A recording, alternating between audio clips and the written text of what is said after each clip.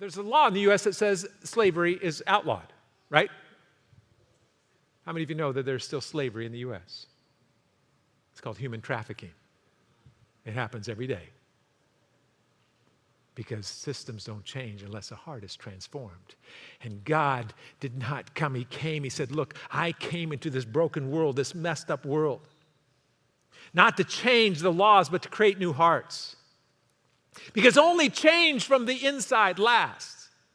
And in this book of Philemon, God uses this one man's story, Onesimus, to shake the foundations of the entire Roman system. The whole world was turned upside down because of Christ. I encourage you to read the whole letter if you haven't done it since last week. But this man, Onesimus, like Jean Valjean, trying to reconcile with his past. What does he do? He's asked to go back because his heart has been changed, not because he was caught. He's got a new attitude. Let's look at who this man is. Who is Onesimus? Well, we've already recognized that his name is Onesimus. It was probably not the name his parents gave him. It's usually the name that the slave owner gave him. And Onesimus is an interesting word because it means profitable or useful. And they would name their slaves, this one is strong, right? This one is intelligent. They would name them that way. So on the sales block, here is Onesimus. He will bring you great gain. He will bring you great profit. Who will start the bidding for the profitable man? Right? Just a little marketing tool. And they would sell him, and he was a slave. He's a runaway slave. He's probably stolen from his master. We don't know this to be, 100%, but when Paul writes his words, if he's done you wrong, well, what would Paul have been talking about? The fact that he ran away, maybe? The fact that he stole himself away as a slave? He could certainly justify it. I've worked for you as a slave, and you owe this to me now. But in the end, he deserved punishment legally. The Roman law was clear. There were 5 ways to punish someone as a slave. Number 1 was through beatings, torture. It would send a message to the other slaves. This is what happens if you go against, right? The second way was through branding on the forehead. They would brand the letters F-U-G, fugitivus. And everyone would know, oh, there's the con. There's the guy who ran away. The third way was through an iron collar. They would put it around his neck and seal it there, and a lot of times there'd be an inscription on it. I have run away. Catch me. If you return me to my master, he will reward you. Your life with a collar, always identified by your brokenness. The fourth way was through execution. You know what?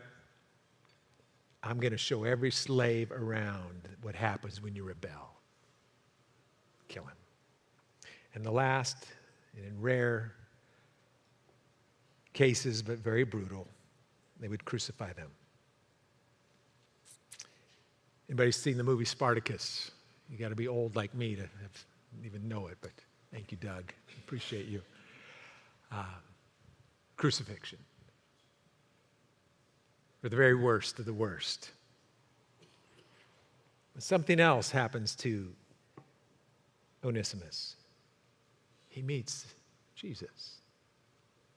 Someone tells him that Jesus was crucified like a slave so that he could be free. And that simple message of the gospel of Jesus Christ transforms Onesimus, and he gives his life to him, he surrenders to him, and he meets this guy Paul. And the great apostle Paul says, Onesimus, you've got to go back to Philemon.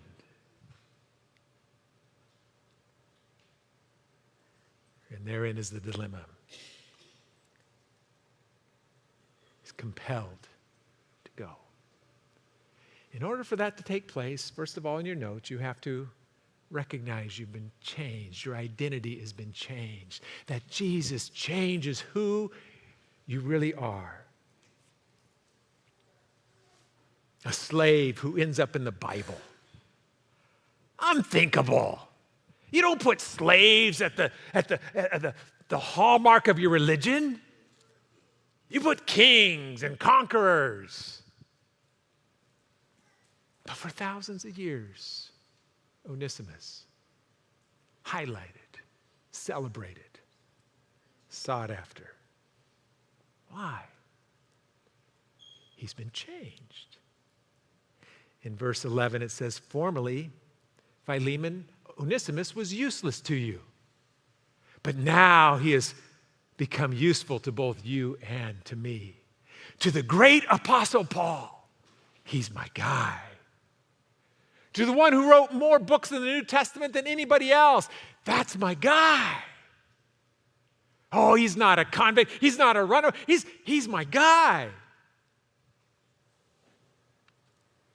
I told you earlier the name Onesimus literally means useful or profitable.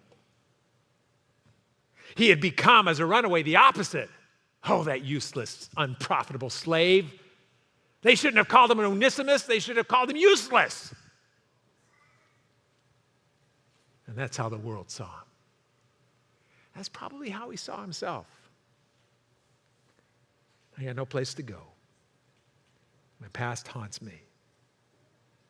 But Jesus doesn't leave us there at the story. Paul doesn't say we tolerate him around here. Paul says he's become my guy. Redeemed, repurposed, and renamed. Onesimus thought he was done. But Christ gave him back his name and his purpose.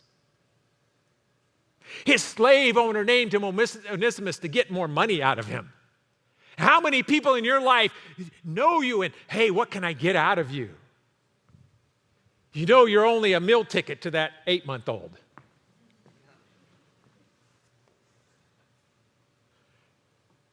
And as you grow and you mature and you begin to see people, you see it's not only 8-year-olds that just want me for what I can do for them.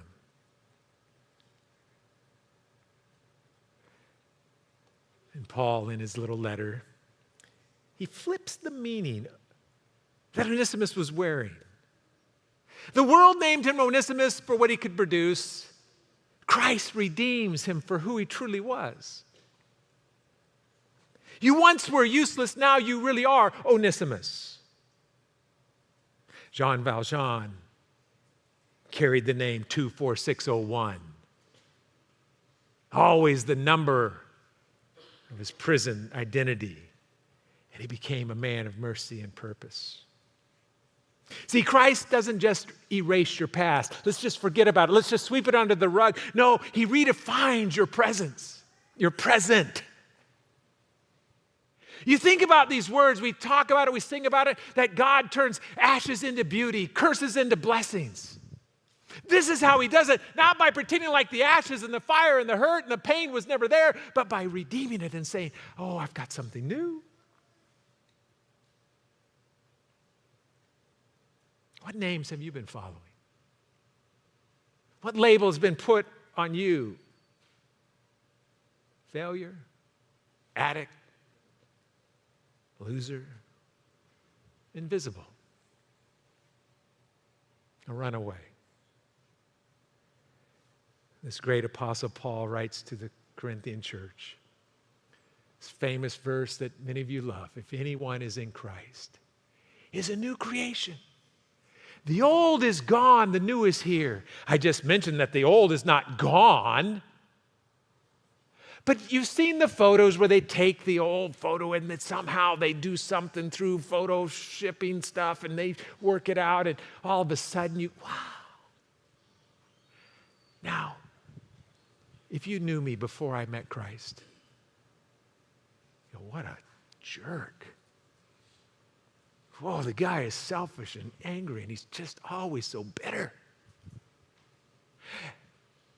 And then you see me today, you'd go, oh yeah, that's the same guy. That's the same person. But one has been made new. One's been changed, one's been redeemed, one's been reformed. Same, but new. Paul uses this word. It's interesting. It just jumped out at me. The Greek word for useful that Paul uses here is Eucharisto. Eucharisto. Does that sound like another religious word? Anybody? Eucharist. I saw it too. I looked at it. I went, oh, this is so cool. Eucharisto, he's useful. And Eucharist, and so I got out my Greek lexicon. I looked it up. And you know, the etymology of these two words are nothing alike. They're completely separate words, have no connection whatsoever, except in the English they sound the same. But it didn't matter. It still jumped out at me, and I went, no, no, no, no, no, no. Onesimus saw the Christ and received from the Eucharist so that he could be Eucharisto. And I went, Jesus, that's what you did for me. He didn't have to prove himself because he was received by grace. Just like we are around the table of the Lord, it's level, it's the same. You don't earn it. If someone feels like they have to earn something with God, they haven't been changed by God. The world may name you by what they can get from you, but Jesus, he renames you by what he wants to put into you.